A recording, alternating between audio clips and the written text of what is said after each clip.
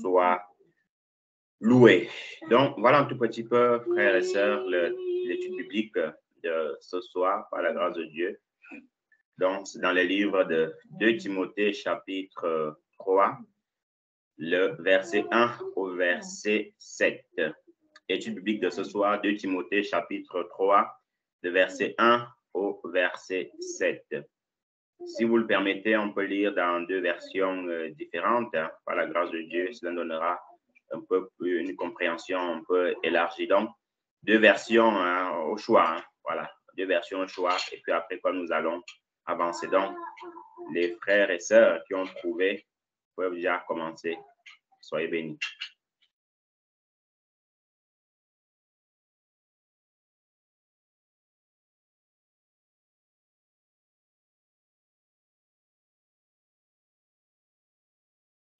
Amen. De ce côté, nous allons lire dans la version Parole de vie. Amen. Tu dois le savoir, dans les derniers jours, il y aura des moments difficiles. Les gens seront égoïstes, amis de l'argent. Ils se vanteront, ils seront orgueilleux. Ils insulteront Dieu, ils désobéiront à leurs parents. Ils ne seront plus capables de dire merci. Ils ne respecteront plus les choses de Dieu. Ils seront durs, sans pitié. Ils diront du mal des autres. Ils mèneront une vie de désordre. Ils seront cruels, ennemis du bien. Ils trahiront les autres. Ils seront violents. L'orgueil les rendra aveugles. Ils aimeront le plaisir au lieu d'aimer Dieu. Ils feront semblant d'être fidèles à Dieu, mais en réalité, ils rejetteront la puissance de leur foi. Tournez le dos à ces gens-là. Certains d'entre eux ont l'habitude d'aller dans les maisons et ils prennent dans leur piège les femmes faibles, chargées de péchés qui n'ont pas une foi solide. Ces femmes sont entraînées par toutes sortes de désirs.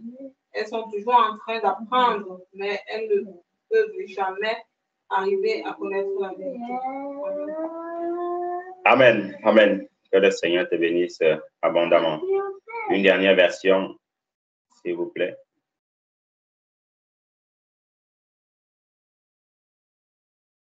Louis II. Amen. Sache que dans les derniers jours, il y aura des temps difficiles, car les hommes seront égoïstes, amis de l'argent, fanfarons, hautains, blasphémateurs, rebelles à leurs parents, ingrats, irréligieux, insensibles, déloyaux, calomniateurs, intempérants, cruels, ennemis des gens de bien. Traites, emportés, enflés d'orgueil, aimant le plaisir plus que Dieu, ayant l'apparence de la piété, mais reniant ce qui en fait la force. Éloigne-toi de ces hommes-là.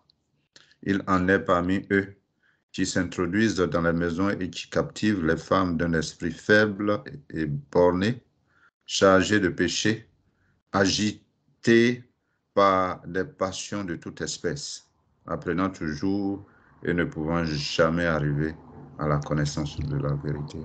Amen. Amen. Amen. Que le Seigneur te bénisse abondamment, frère Prosper, pour ta lecture. Frère, comme vous le savez, c'est une étude biblique, donc la participation de chaque assemblée est vivement souhaitée.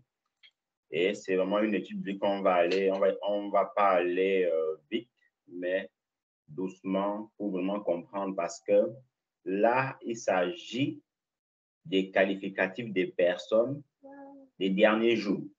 Ça veut dire quoi? Ça veut dire que toute la liste que j'ai citée, bon, s'il y a des mots que j'ai oubliés, vous pouvez toujours les mettre ou quand vous allez intervenir, les ajouter. Mais voilà un tout petit peu la liste des mots, les adjectifs, hein, si on peut les dire qualificatifs, que j'ai pu mis de côté. Et à côté de cela, c'est un thème assez important dans la mesure où c'est quand on va voir ces choses-là qu'il faut vraiment se dire que là, nous sommes en plein dedans dans la fin des temps. Parce que s'il y avait l'amour, ça veut dire que la fin des temps n'est pas encore là. Mais par contre, quand il y a de l'égoïsme, l'orgueil, l'arrogance, les gens qui sont irréligieux, l'apôtre Paul, un grand apôtre, inspiré par le Saint-Esprit, a dit que là, on sera exactement dans les derniers temps. En fait, c'est comme si on disait qu'on est à minuit spirituellement parlant. Et souvenons-nous de ce qui est écrit dans les livres de Matthieu, je crois, avec les 10 vierges. C'est à minuit que l'époux était venu, pendant que les folles dormaient.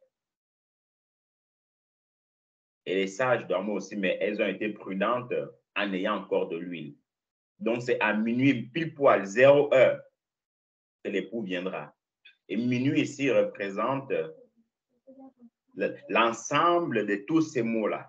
Donc, quand tu auras tous ces panoplies d'adjectifs qui vont se réunir, on sera déjà à minuit, donc on sera déjà à l'avènement du Seigneur. Et avec le temps, un peu, on va lire, on va décortiquer mot par mot avec des exemples la plus s'il le faut pour illustrer ce qu'on est en train de dire. Et ça va beaucoup nous aider pour comprendre que là, le Seigneur est plus qu'à la porte. Il revient très bientôt. Il est déjà là. Voyez un peu, il est déjà là. Puisque tout simplement nous le voyons. Pire encore, à chaque fois que je pense à la fin des temps, mon regard, ma pensée va directement sur le mot sexualité. Ce qui s'est passé au temps de Lot. C'est à cause de ça, particulièrement, que le Seigneur a détruit cette ville-là. Voyez un peu. Donc, un peu, chaque frère, chaque sœur pourra intervenir sur le mot ou sur l'adjectif, en fait, qui lui semble le plus abordable. Vous pouvez intervenir sur tout. Si vous voulez, il n'y a pas de souci. Même revenir sur un mot qu'on a déjà intervenu pour encore illustrer cela. Mais on n'est pas pressé en cette soirée. Et si Dieu le veut, on y reviendra une prochaine fois. Parce que c'est un thème très, très capital. Et avant même de commencer, de continuer, la Bible dit aussi que parce que l'iniquité se sera accrue, la charité du plus grand nombre se refroidira. Parce que l'iniquité se sera accrue, donc ça veut dire que parce que la méchanceté va s'accroître, parce qu'il y aura beaucoup de méchanceté, l'amour, la compassion du plus grand nombre se refroidira. Voyez un peu. Donc, nous commençons. Et ce qui sera aussi intéressant dans notre étude, c'est parce qu'il y a aussi quelque chose que nous, en tant qu'enfants de Dieu, nous devons savoir, c'est que le Seigneur a toujours été celui-là qui cause, il dit qu'il y a un problème, il apporte aussi en fait la solution. Donc, s'il y a un problème au niveau de l'égoïsme, comment maintenant faire pour qu'on ne soit plus égoïste? Si on est attaché à l'argent, comment maintenant faire pour qu'on ne soit plus attaché à l'argent? Si on est fanfaron, autant, comment faire maintenant pour ne plus être fanfaron ou autant tout simplement? Donc, en gros, problème, solution. Problème, solution. Et ça qui va vraiment beaucoup nous aider. Frères et sœurs, par la grâce de Dieu, j'aime toujours faire cette introduction-là. Le livre de 1 Timothée, le livre de 2 Timothée, le livre de Tite et quelques livres aussi ont été écrits par l'apôtre Paul lors de son emprisonnement à Rome. Il était en prison, il était prisonnier. Et là aussi, il recevait les gens. Parfois, on peut se dire, mais la prison, c'est une mauvaise chose. Oui, il y a des prisons, c'est vraiment une mauvaise chose. On vous chicote, vous ne mangez pas, vous êtes à 100 personnes sur 1 mètre carré, ce n'est pas évident. Mais il y a aussi des prisons où vous y êtes. Mais attention, l'apôtre Paul n'a pas été en prison parce qu'il avait volé. L'apôtre Paul n'a pas été en prison parce qu'il avait menti. Non, il était en prison à cause de l'évangile. Et d'ailleurs, il va dire dans quelque part que je souhaite que vous soyez comme moi, à l'exception de ces chaînes qui me lient.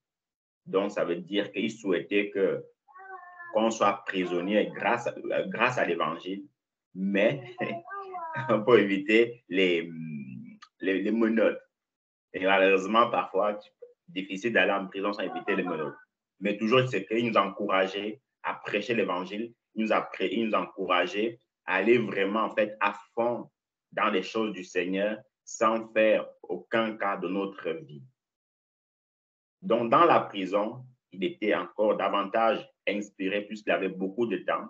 Dans la prison, il va écrire beaucoup de lettres. Et parmi ces lettres-là, nous avons celle-ci, 2 Timothée, chapitre 3, verset 1 au verset 7. C'est un premier mot ici, l'égoïsme. Aujourd'hui, c'est aussi un mot que nous rencontrons dans la maison du Seigneur. On va parler de manière globale. On va aussi accentuer de manière dans l'Église du Seigneur.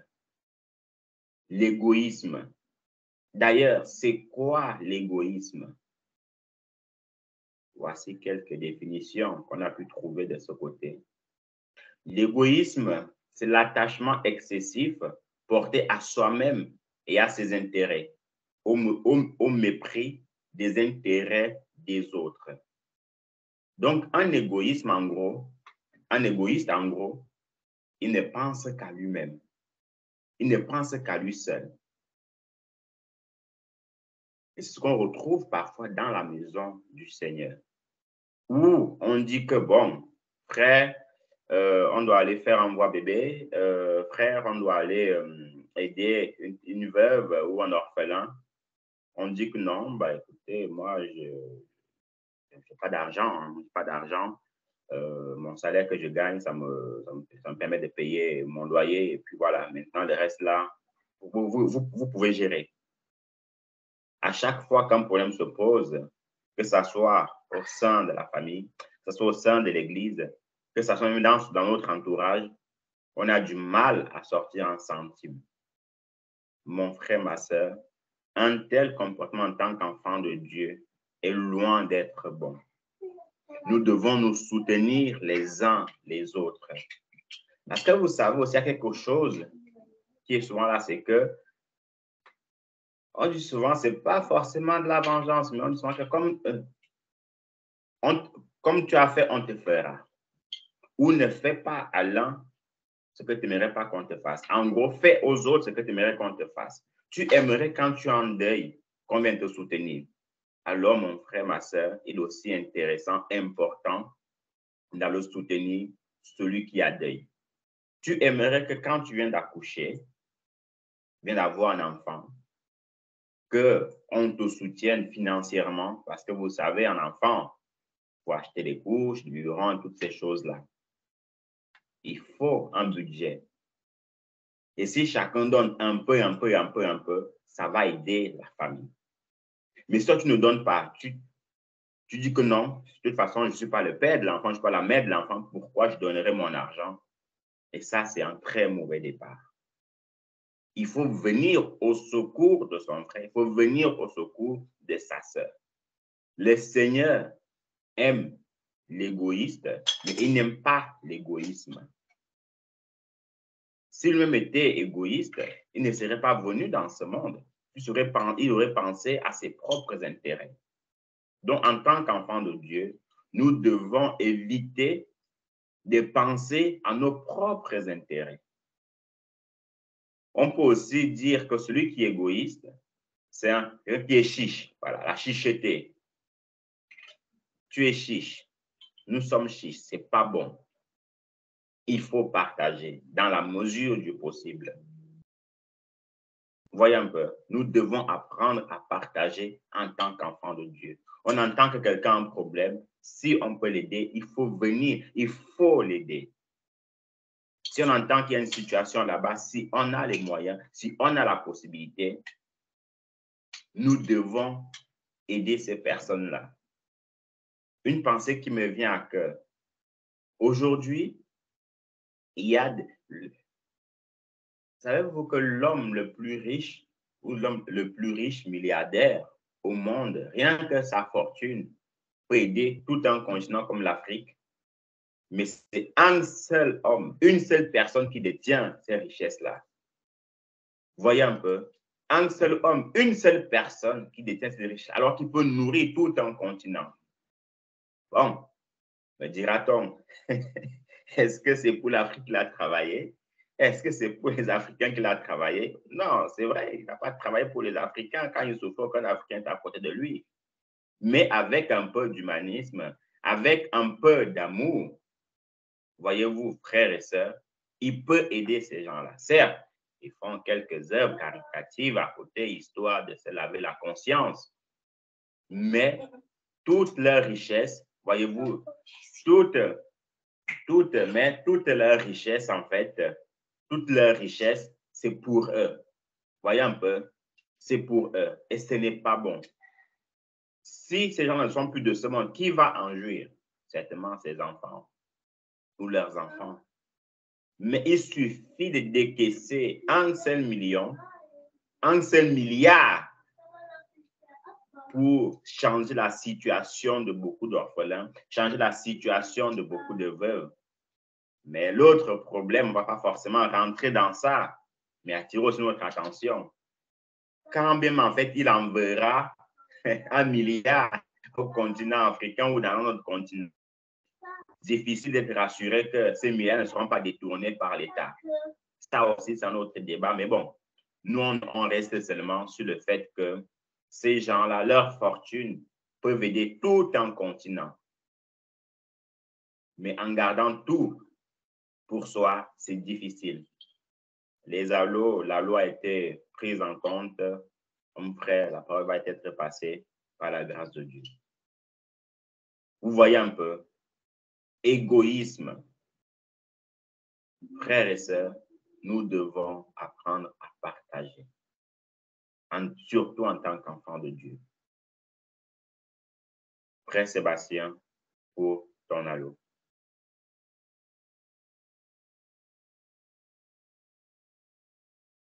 Amen, merci pour la parole, bien-aimé.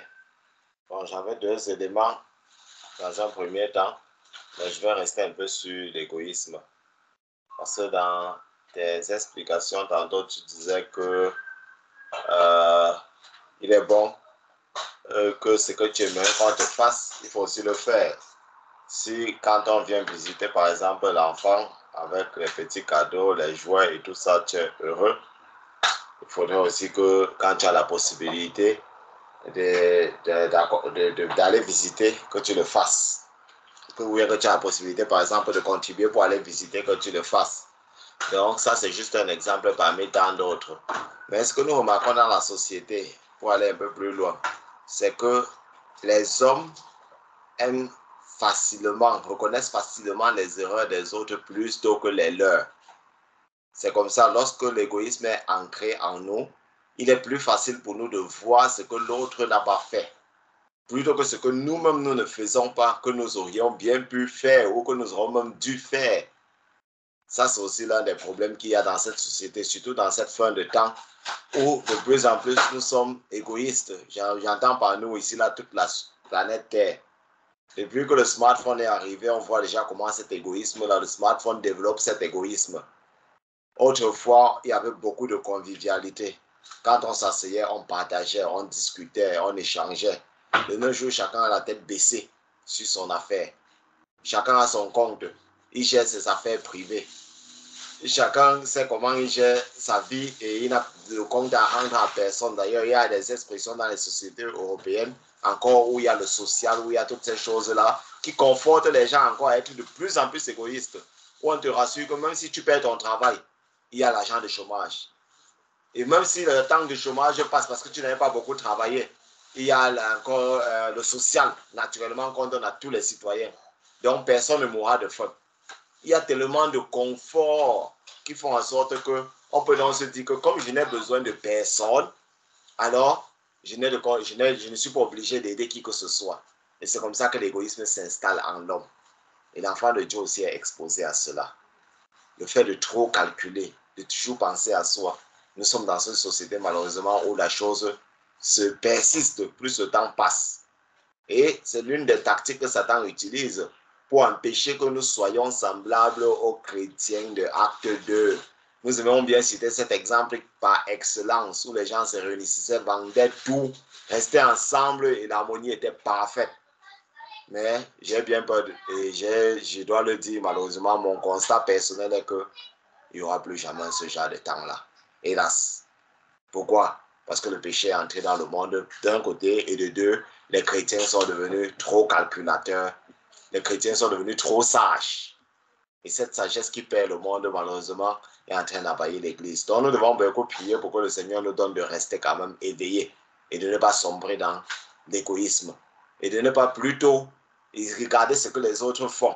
Mais chercher à savoir nous-mêmes, est-ce que je suis égoïste? Je crois que c'est l'examen que chacun doit faire. Est-ce que je suis conservateur? Est-ce que je ne pense qu'à moi? Et au lieu de regarder ce que les autres font, alors on aura plus de facilité maintenant à montrer aux autres comment on fait. Ne dit-on pas que le meilleur moyen de prêcher, c'est de montrer l'exemple? Je me limite à ce niveau et je reviendrai plus tard. Amen. Amen, amen, amen, amen, amen. Frère Prosper, excuse-moi pour mon anglais, concernant l'expression que le frère Sébastien dit, learn by example. Apprendre par l'exemple. Ouais, c'est un mot qui est beaucoup utilisé dans le marketing quand on dit que voilà, apprendre par l'exemple. Donc, en gros, si tu veux que tes employés... Comment? Comme soit un modèle. Voilà, c'est ça, c'est ça, c'est ça. Parce que, une petite parenthèse, il y avait des leaders qui envoyaient seulement leurs ouvriers travailler, lui restait à la maison tranquillement en train de jouer à la PlayStation et ses ouvriers, en fait, lui ramenaient des commissions, lui était là. Non, après on a dit non. Si tu veux des commissions, mets toi-même en fait la main à la pâte et comme ça, tes filleuls vont voir que tu travailles et c'est par là qu'ils seront encouragés. Que le Seigneur te bénisse, frère Sébastien, pour ton intervention. Donc, nous avançons vraiment et c'est vraiment un gros problème hein, dans le monde actuel, surtout avec les téléphones, où chacun dans son smartphone, vous allez chez le médecin, dans la salle d'attente, tout le monde est la tête courbée, la tête courbée en train de zapper. Le pire, c'est qu'on sait parce qu'on zappe. On vient d'aller sur Facebook il y a une seconde, on quitte, on revient encore. WhatsApp, pareil, on ne sait pas. Ça, c'est vraiment c'est de l'addiction, il faut le dire ainsi, c'est de l'addiction. C'est vraiment de l'addiction que nous devons vraiment en fait éviter et prier le Seigneur.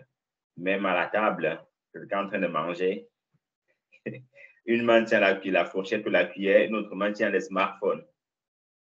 Que faire donc? Donc, voilà un tout petit peu la triste réalité, mais que le Seigneur nous aide. Donc, le deuxième point, les gens seront amis de l'argent. Amis de l'argent. L'argent en soi, c'est-à-dire l'argent comme le Seigneur le veut ou le Seigneur le dit, n'est pas une mauvaise chose, puisque l'argent permet de payer le loyer, l'argent permet de payer la connexion, l'argent permet même de payer les outils avec lesquels nous sommes connectés en cette soirée. Il n'y a pas de mal dans cela. Mais où le problème commence à venir, c'est cette parole-là que j'aime beaucoup de l'apôtre Paul, qui dit « Ceux qui veulent s'enrichir tombent dans bien de tourments ou tombent dans beaucoup de tourments. » C'est quoi un tourment ici? Un tourment, c'est quelque chose qui te met le stress. Un tourment, c'est quelque chose, tu penses constamment. Vous savez, il y a quelque chose que nous devons aussi savoir, c'est que les riches que nous voyons, c'est 1%, on dit qu'il ne faut pas envier les gens, mais on envie beaucoup les riches. Les riches n'ont pas de sommeil. Sincèrement parlant, les riches n'ont pas de sommeil. Vous savez pourquoi? Parce que premièrement, la maison dans laquelle il vit, avant d'arriver dans sa maison, il y a des caméras qui regardent tout le monde, qui surveillent. Devant sa maison, il y a encore d'autres caméras. Et devant sa maison, il y a le portier. Et une fois que vous commencez à rentrer, il y a toujours des caméras dans la cour. Dans sa maison même, il y a encore des caméras. Dans sa chambre, il y a même encore des caméras. Donc, en gros, il craint constamment pour sa vie. En gros, il est dans la crainte des voleurs constamment. Et quelqu'un qui est constamment dans la crainte comme ça n'a pas l'esprit tranquille. On ne compte même pas le stress qu'il a quand il a déposé des milliards à la banque. Surtout quand on dit souvent, il y a les crashs boursiers. Il est constamment sur son application pour regarder si sa banque aussi a crashé. Si sa banque est tombée dans la faillite, il n'a pas l'esprit tranquille. Pourquoi? Parce qu'il surveille son argent. Alors que, bon, on ne va pas forcément dire le pauvre, celui qui est dans la classe moyenne, il est là. Bon, il n'a pas besoin de... Qui d'entre nous, ici connectés, peut dire qu'il a une caméra devant sa porte ou même à 100 mètres de sa maison? En tout cas, chez moi, pas du tout. Aucune caméra. Mais tu dois être tranquille. Celui qui vit dans la classe moyenne, avec son peu de ces quelques centaines d'euros qu'il a, bon, il dit qu'ok, bon, j'ai ça. Mais ce n'est pas pour autant qu'il consulte sa banque quand il y a un crash boursier chaque jour. Il essaie juste de lire les informations qui lui tombent dessus quand il entend que les banques sont en train de se crasher, mais il n'est pas tourmenté autant que le riche. Et vous savez, le stress, d'après les médecins, crée d'autres problèmes dans la vie. Le stress fait vieillir beaucoup plus tôt.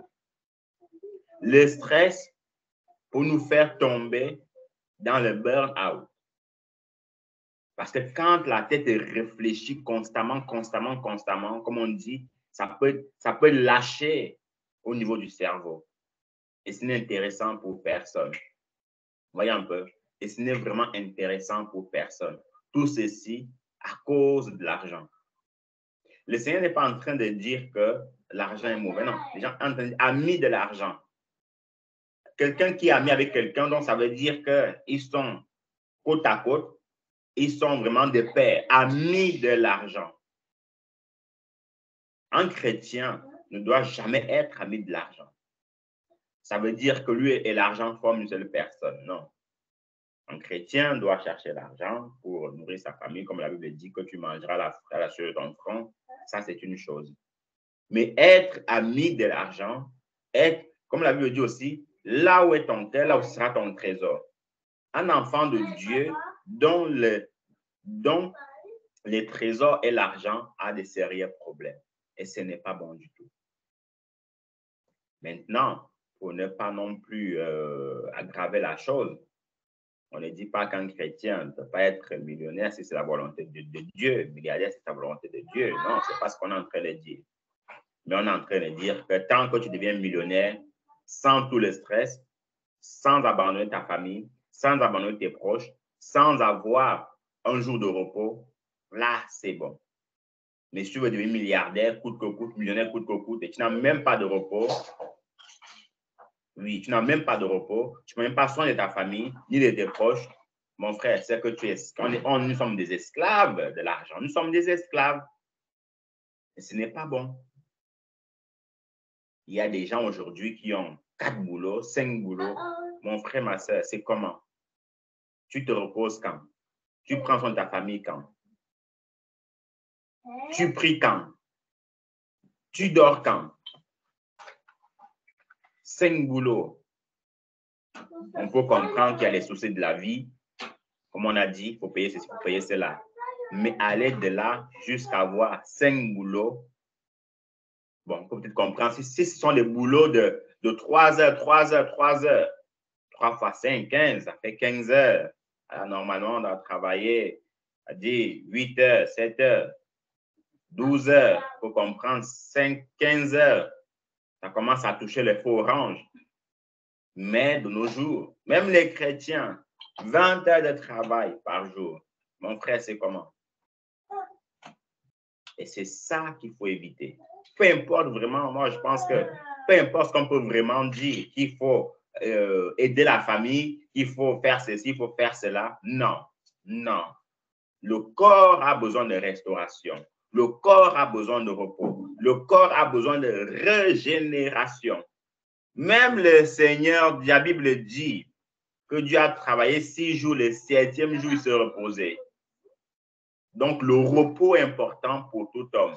Le repos est encore plus important pour l'enfant de Dieu. Combien d'enfants de Dieu se laissent ne serait-ce qu'un seul jour pour se reposer? On n'est pas forcément en train de dire que forcément dimanche, c'est le jour du sabbat. Non. On ne dit pas ça dans la Bible. Mais ce que la Bible dit, c'est que le Seigneur a travaillé 6 jours, le 7e, il s'est reposé. Donc, l'enfant de Dieu doit savoir qu'il y a un jour où il doit vraiment se reposer. Il doit reposer son corps. Aller au-delà, ce n'est pas bon pour lui. Tout ceci à la quête de l'argent. Et parfois, vous verrez même que ce genre de personnes, ils travaillent comme ça, mais ils ont toujours des problèmes financiers. Donc, je ne comprends pas. Normalement, c'est plus tu travailles, plus tu as de l'argent. Mais plus tu travailles, plus l'argent manque. Il y a un truc qui ne va pas là-dedans. Ou dans ce cas-là, c'est la mauvaise gestion. Et plus loin, le Seigneur va dire, si mes souvenirs sont bons, dans Matthieu chapitre 6, que vous ne pouvez servir Dieu et Mammon. Donc, Mammon qui représente, si on a mis de l'argent, les richesses de ce monde. C'est quand on commence à tâcher à ça, l'argent devient Mammon. Mais quand on fait des choses de manière normale, l'argent devient comme le Seigneur nous l'a indiqué. Amis de l'argent. Nous ne soyons jamais de la vie, frères et sœurs, amis de l'argent. Sinon, ça va nous causer beaucoup de soucis. Donc, avant de poursuivre, nous allons saluer la famille Frère Bertrand. Bonsoir à vous. Que le Seigneur vous bénisse abondamment. Donc, tout est écrit. Nous sommes dans l'étude biblique de 2 Timothée, chapitre 3, de verset 1 au verset 7. Et si vous avez des contributions, on va plutôt aller dans l'ordre. Comme seulement s'il y a des points qui restent, nous permet de continuer dans l'ordre la prochaine fois. Mais s'il y a un thème, enfin un point sur les différents mots qui sont mentionnés, que tu voulais intervenir, n'hésitez surtout pas. Mais nous sommes sur... Amen, bien-aimé, merci de nous passer la parole. Bien-aimé, pardonnez-nous pour le... Bien-aimé. Oui, on t'écoute. Merci, frère. Amen, bien-aimé. Soyez bénis, frère. Toutes nos salutations fraternelles à tous ceux qui sont connectés. Soyez bénis, bien-aimés. On s'excuse sincèrement pour le retard et soyez bénis une fois de plus. Tout ce que nous pouvons vous prier, c'est de nous aider à nous mettre dans le bain. Parce que la dernière phrase que j'ai captée là, c'était vraiment très captivante et très interpellative. C'est-à-dire à savoir ne pas être ami de l'argent, bien-aimé. Donc, si tu pouvais un peu nous renseigner dans quel est le thème, quelle est la portion d'écriture, j'ai entendu parler de Timothée. Ça nous fera beaucoup plaisir pour que nous prenions aussi, pour que nous soyons dans le bain, dans le train bien-aimé. Amen. Soyez bénis, chacun dans son assemblée. Amen. Amen. Amen. Donc, comme je disais, en fait, nous sommes en train de faire l'étude biblique de 2 Timothée, chapitre 3. C'est un thème qu'on avait un peu abordé, mais le Seigneur m'a mis à cœur de vraiment revenir dessus avec mot par mot. Voyez un peu mot par mot, mot à mot, parce que ce sont des qualificatifs des gens des derniers jours. Et on voit aussi ça en fait chez les enfants de Dieu, ce sont des choses que nous devons éviter. Donc, en expliquant mot à mot, il faut dire ce qui ne va pas et maintenant comment y remédier. Et actuellement, nous sommes dans le deuxième mot, donc à savoir ami de l'argent. Et on disait que le chrétien doit chercher l'argent par la grâce de Dieu, comme la Bible dit que tu devras travailler à la sueur de ton front. Mais celui-là qui veut aller au-delà, comme la Bible dit maintenant, va se créer beaucoup de tourments. Et on disait que bon, aujourd'hui, il y a des gens, même parfois des chrétiens, qui ont 5 travails, 4 travails et ne sont jamais, leurs comptes ne sont jamais remplis. On ne sait pas ce qui se passe, c'est la mauvaise gestion, mais toujours, c'est que quand on commence à travailler comme un esclave, ce n'est pas bon. Donc, voilà un tout petit peu. Et si vous voulez revenir sur un des mots, n'hésitez pas, mais on va aller vraiment, en fait, aller mot après mot, comme souvent, s'il y a des mots qui restent, on reviendra dessus par la grâce de Dieu. Donc, au niveau du troisième mot, fanfaron, voilà encore un adjectif des gens des derniers jours, des gens des derniers temps. Un fanfaron, c'est quelqu'un qui se vante avec exagération d'exploits réels ou imaginaires. Être fanfaron, c'est quelqu'un que il a fait une œuvre caritative, il a fait une œuvre caritative, il faut que tout le monde le sache, qui se vante avec exagération d'exploits réels ou imaginaires. Pendant que la Bible est en train de dire que ce que ta main donne, ta main gauche donne, il ne faut pas que la main droite le sache. Mais quand tu lui l'as donné, il faut que toute la terre entière le sache. Il faut que toute l'Église, en fait, le sache. Mon frère, quel est le but dans cela? Si on donne l'argent, si on a fait une bonne œuvre, c'est bien, alléluia, gloire à Dieu. Si le Seigneur nous a mis à cœur d'être ce frère-là qui visite les gens, il faut le faire en secret. Ce n'est pas que chaque dimanche, bon, mon frère, excusez-moi, frère et sœur, j'ai une info, j'ai visité la sœur telle ce dimanche-ci, et dimanche prochain, je reviens encore. Il y a un problème. Vous savez, il faut toujours faire la différence entre la normalité et ce qui est excessif. Et c'est ce qui est excessif que le Seigneur condamne. Ça veut dire quoi? Ça veut dire que quand quelque chose, en fait, est répétitif ou quand quelque chose, en fait, dépasse, en fait, la normalité, ça devient anormal. C'est pour ça le mot exagération ici est important. Ça veut dire on exagère, on va au-delà. Si on a visité un frère et qu'on vient à l'assemblée, on dit qu'on a visité une famille telle, il n'y a pas de mal à cela, ça encourage l'Église à se visiter mutuellement. Mais c'est chaque samedi, chaque dimanche, on donne toujours que j'ai visité un frère, on a compris mon frère, on a compris ma soeur. Mais de grâce, il faut le faire de manière privée, de manière discrète. Même parfois, d'autres qui, c'est comme il y a une expression en français qui dit que, qui s'invente des vies. Ça veut dire quoi? Ça veut dire qu'il sait qu'il n'a rien fait, mais il vient, il crée quelque chose, un exploit, donc il crée quelque chose, une histoire, pour se faire passer pour quelqu'un qui l'a fait. Donc, un fait réel ou imaginaire. Donc, il s'imagine des choses.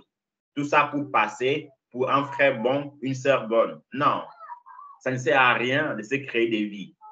Ça ne sert à rien de venir créer des histoires qui n'existent pas. C'est un mensonge. Vous voyez un peu? Donc, voilà ce qu'on appelle un fanfaron. Oui, frère Nal, pour la question. Merci, frère Darrell, pour la question, parce que je voulais revenir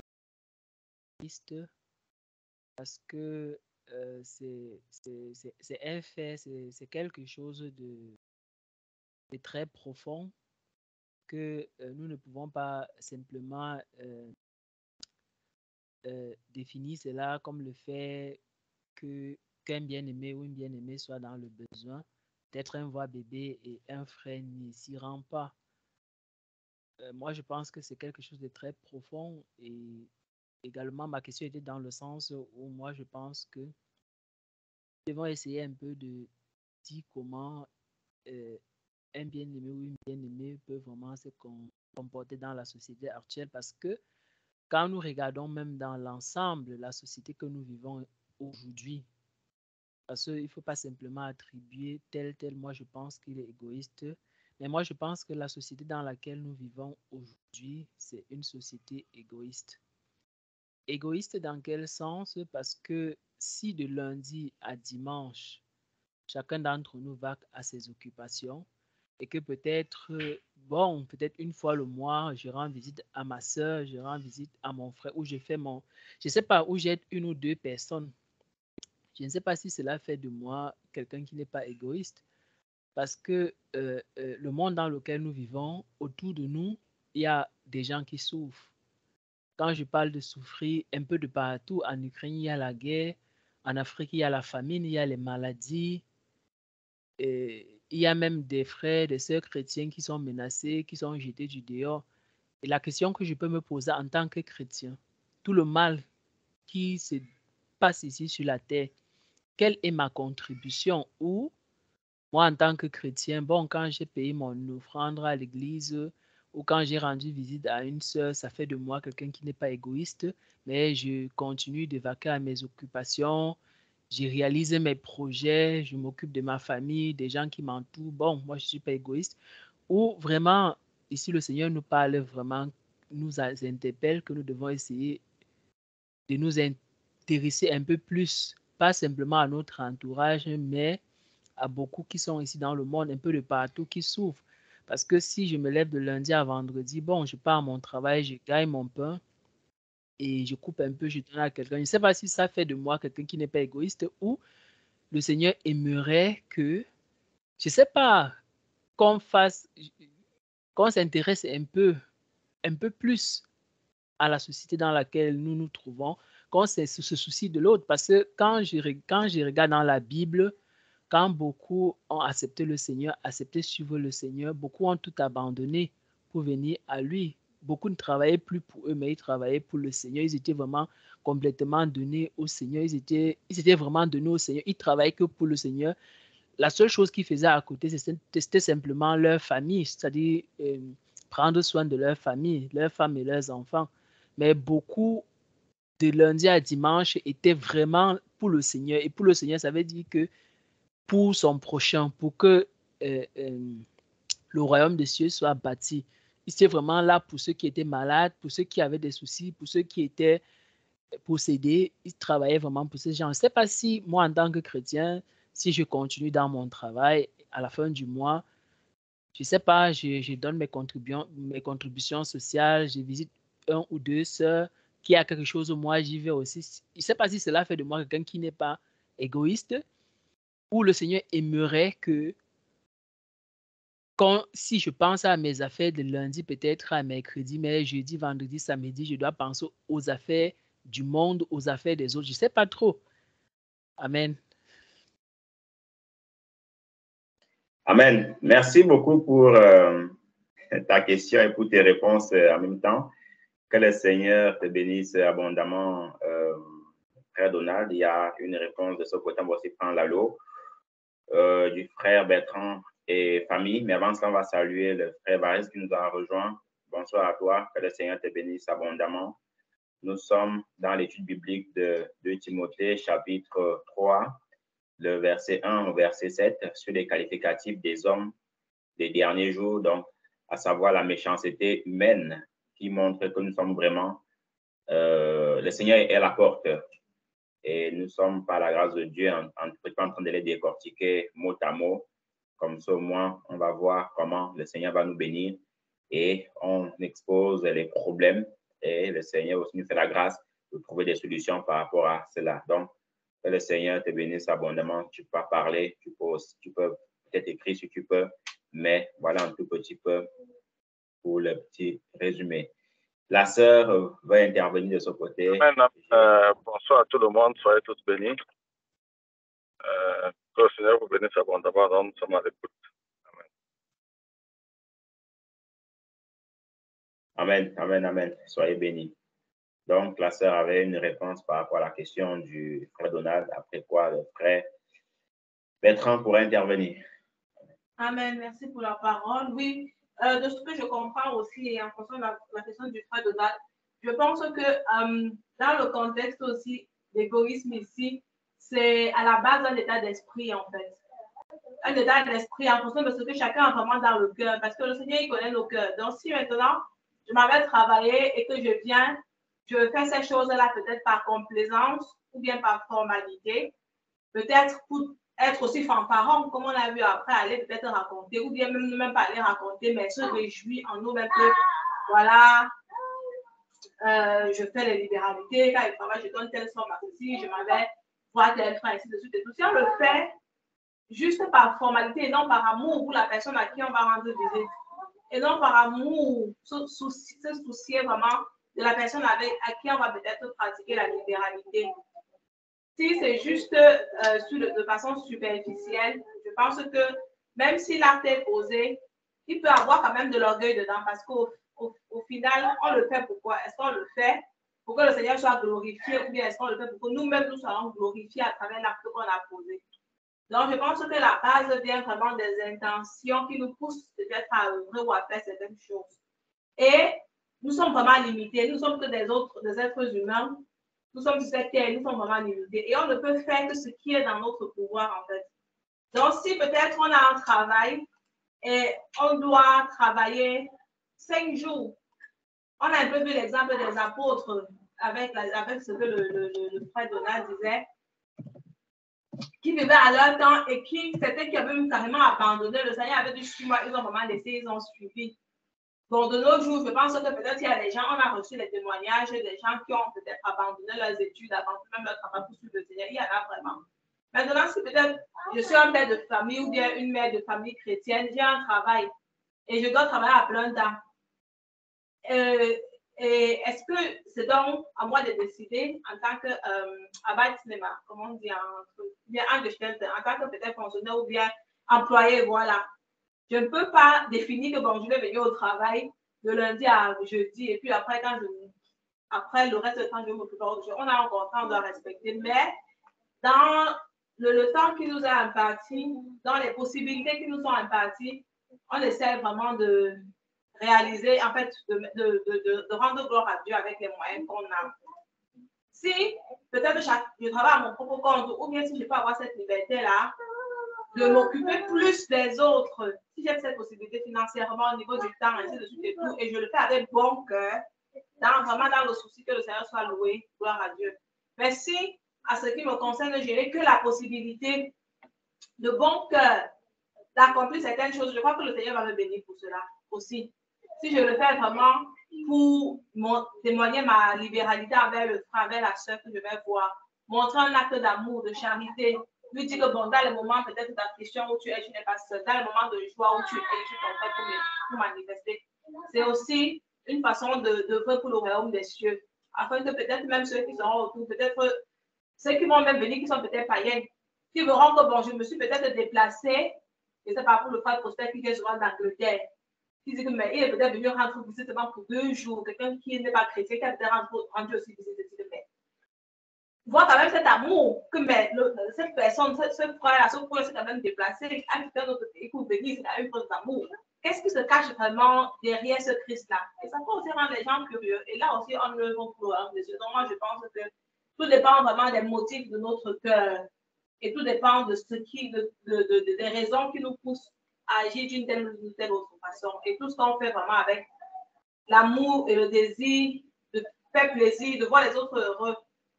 Je crois que le Seigneur aussi se glorifie dedans et dans cela, on ne peut pas dire qu'on est vraiment égoïste. Mais si on le fait pour d'autres raisons, ou bien pour avoir une conscience propre devant le Seigneur, je pense que là, on n'est pas aussi différent. On est égoïste, mais caché. Peut-être on ne va pas publier, les gens ne sauront pas, mais devant le Seigneur, cet égoïsme aussi sera en fait. Donc, c'est un peu ce que je voulais dire à propos de la question.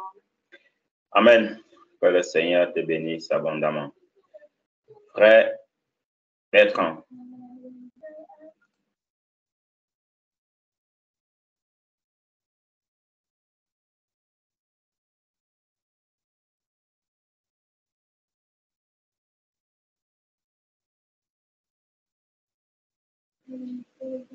Peut-être le micro du frère dérange quand il pourra.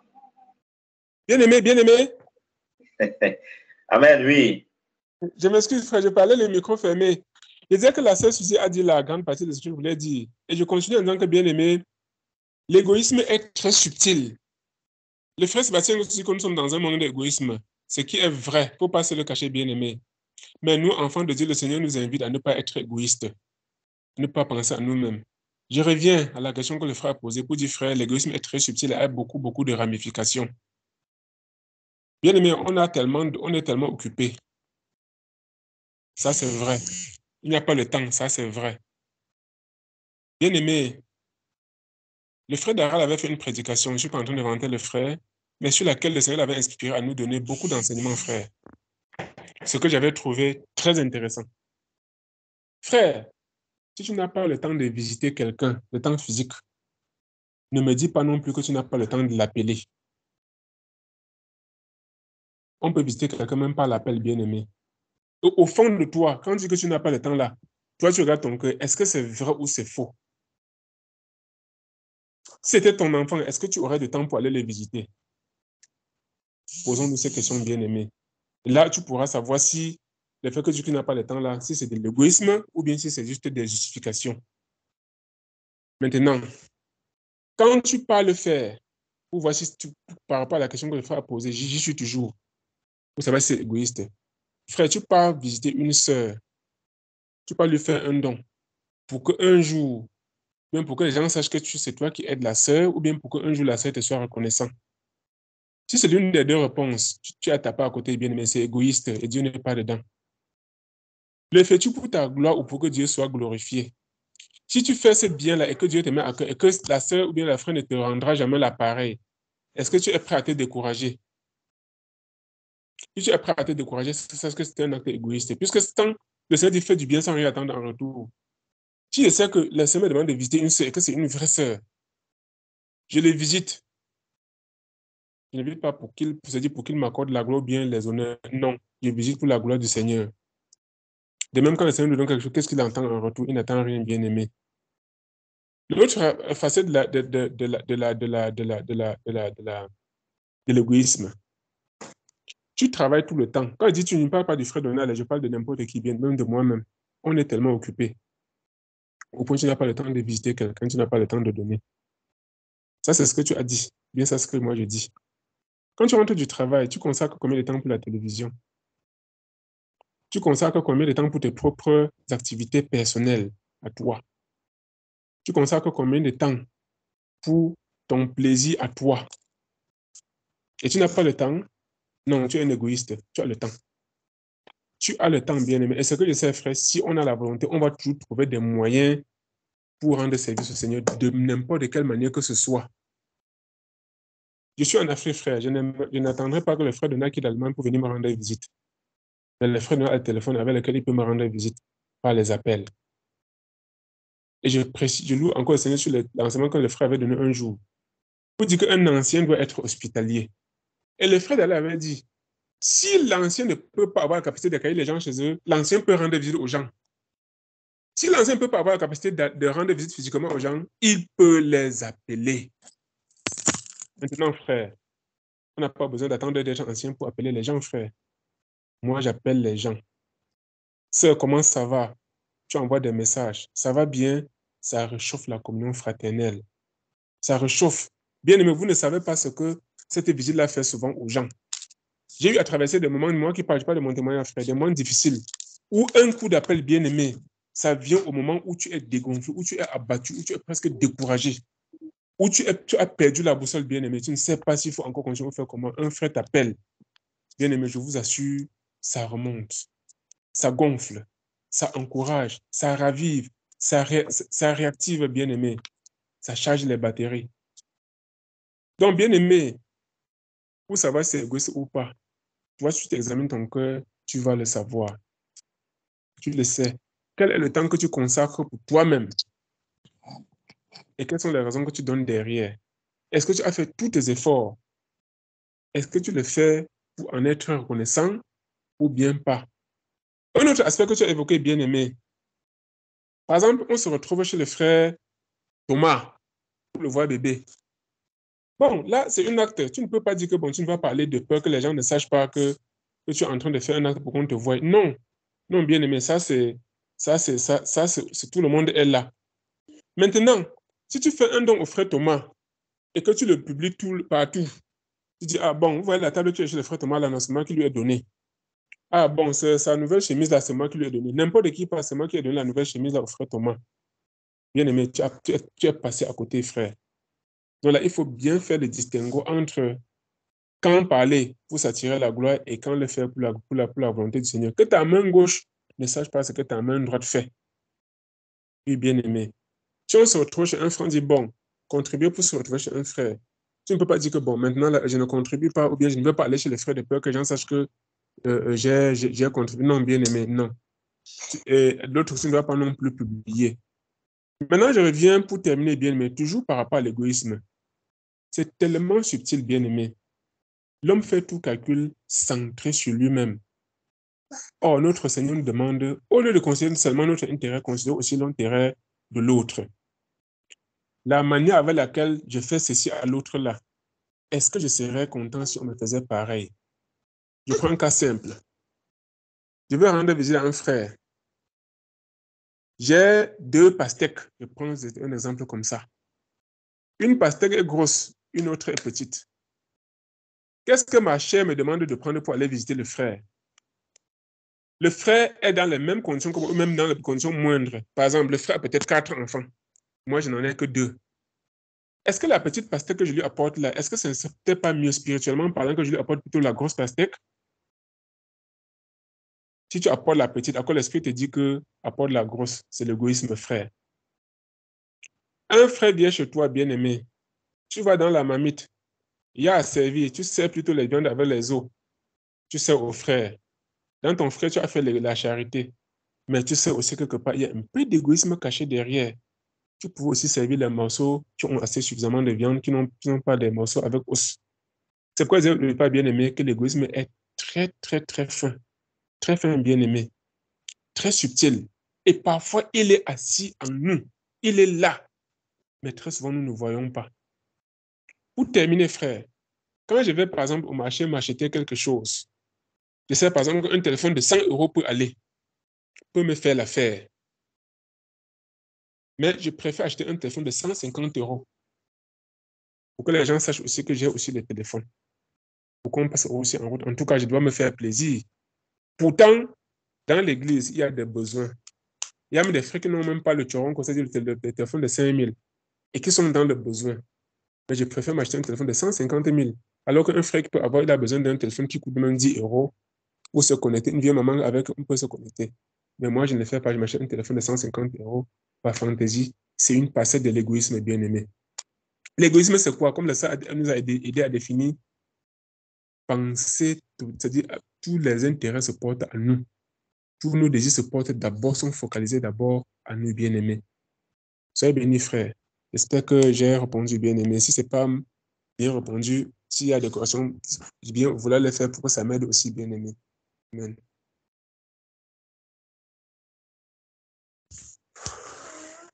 Amen. Amen. Sois abondamment béni, frère Bertrand, pour ton intervention. Il y a vraiment encore beaucoup à dire dessus. Donc, faut aussi laisser les autres frères s'exprimer. Je vais d'abord laisser la parole au frère Donald pour sa question. Si c'est à peu près bon, c'est bon pour pouvoir avancer. Frère Donald.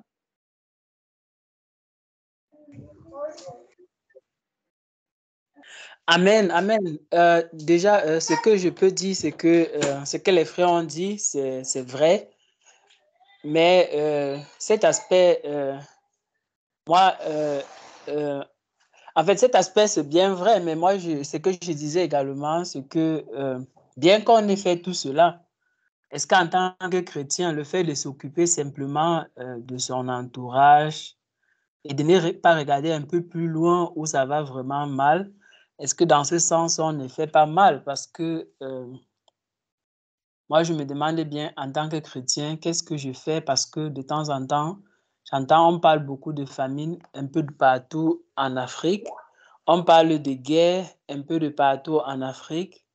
Et beaucoup de gens souffrent, quoi. Et la question que je me pose en tant que chrétien, si je m'occupe simplement de mon entourage, est-ce que cela c'est suffisant? Est-ce que je ne suis pas en quelque sorte un peu égoïste si dans la planification de mes projets? Parce que quand je pense, nous en tant que chrétiens, quand quelqu'un veut lancer son projet, il peut te parler peut-être de 100 millions, 50, 30, 20, 10, mais est-ce qu'en tant que chrétien, je peux également parler d'un projet de 5?